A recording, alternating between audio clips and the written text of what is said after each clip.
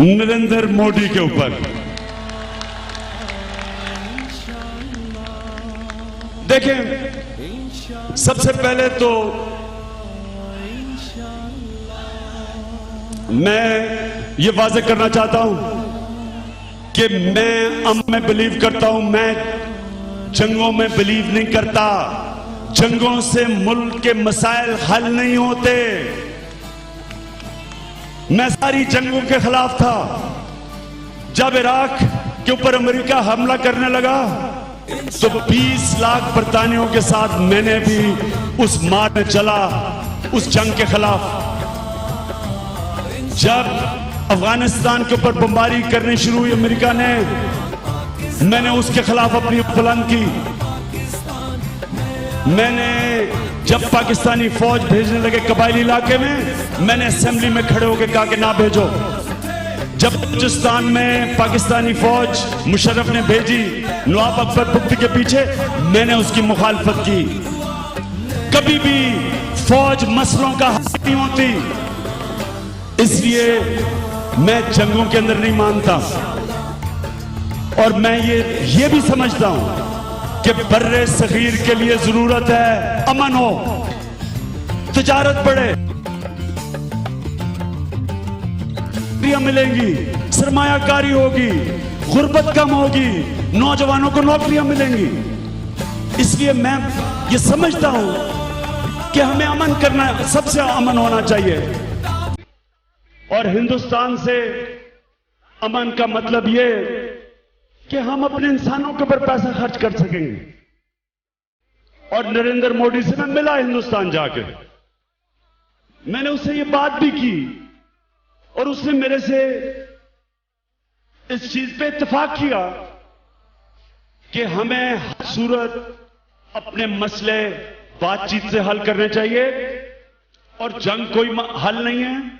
खास तौर पे दो मुल्क जिनके पास न्यूक्लियर वेपन्स हैं, उनको जंग का सोचना भी नहीं चाहिए। और मैंने ये भी कहा कि लोग कोशिश करेंगे अमन को डिरेल करने के लिए, इसलिए कि एक छोटा सा मखसूस तबका है जो नहीं चाहता कि अमन हो पाकिस्तान और हिंदुस्तान में, और उसने मेरे से इत्तेफाक किया। लेकिन क्या हुआ उसके बाद? जब भी छोटा सा कोई धमाका होता है हिंदुस्तान में, सबसे पहले, अभी तफ्तीश भी नहीं होती, सारी उंगलियां पाकिस्तान पे। अब जो कश्मीर में किया, कश्मीर में जो हुआ है, ये कहना कि पाकिस्तान कश्मीर में करवा रहा है, इससे बड़ा झूठ क्या हो सकता है? कश्मीर के लोग तंग आ गए। 26 साल हिंदुस्तान की फौजें कश्मीर में हैं। 26 साल, 26 साल से उनके ह्यूमन राइट्स की वायलेशन हो रही है। 26 साल से वो बेचारे एक कुर्बानियां देते जा रहे हैं। 70-80 हजार कश्मीरी शहीद हो चुके हैं।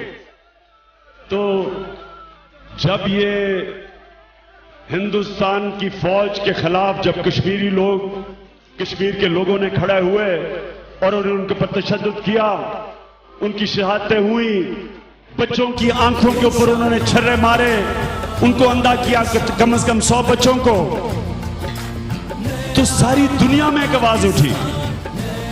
अब मुझे नरेंद्र मोदी, तुम्हारे पे अफसोस क्या है? मैं ये समझता था कि चलो तुमने गुजरात में मुसलमानों का कत्लेआम किया, शायद तुम प्राइम मिनिस्टर बन के समझ जाओ कि जब एक प्राइम मिनिस्टर बनता है उसको तब्दील होना पड़ता है। शायद तुम्हारे में कोई स्टेट्समैनशिप निकला है। लेकिन मुझे अफसोस से कहना पड़ता है कि नरेंद्र मोदी, तुमने अपने हिंदुस्तान के लोगों को भी मायूस किया, तुमने पाकिस्तान के लोगों को भी मायूस किया, तुमने दुनिया के अंदर साबित यह किया कि तुम लीडर नहीं हो, तुम स्टेट्समैन नहीं हो, तुम आखिर में एक तासुब पसंद, एक इंतहा पसंद इंसान हो जो समझता है कि हिंदुस्तान को बहुत बड़ी ताकत बन गई है और वो जाके जोर दिखा के सारे अपने जो इर्द गिर्द हमसाए हैं उनको प्रेशराइज कर सकता है। देखो नरेंद्र मोदी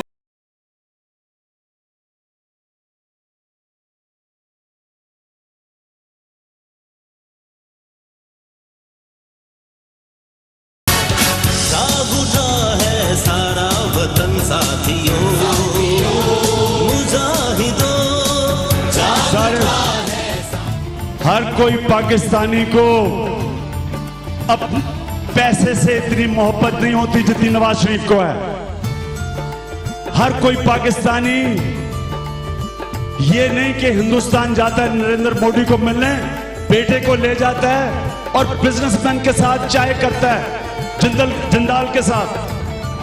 हर पाकिस्तानी को अपनी बिजनेस ज्यादा प्यारी नहीं होती अपने मुल्क से जिस तरह नवाज शरीफ को है, और हर पाकिस्तानी नवाज शरीफ की तरह बुज़दिल नहीं होता।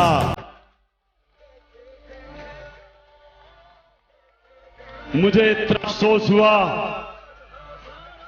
नवाज शरीफ ने यूनाइटेड नेशंस में तकरीर की, कश्मीर की बड़ी जबरदस्त बातें की, हमने भी कहा बड़ा अच्छा किया, लेकिन जब मैं उसकी शक्ल देख रहा था नवाज शरीफ की, मुझे लग रहा था कि दिल से नहीं इसकी तकरीर निकल रही।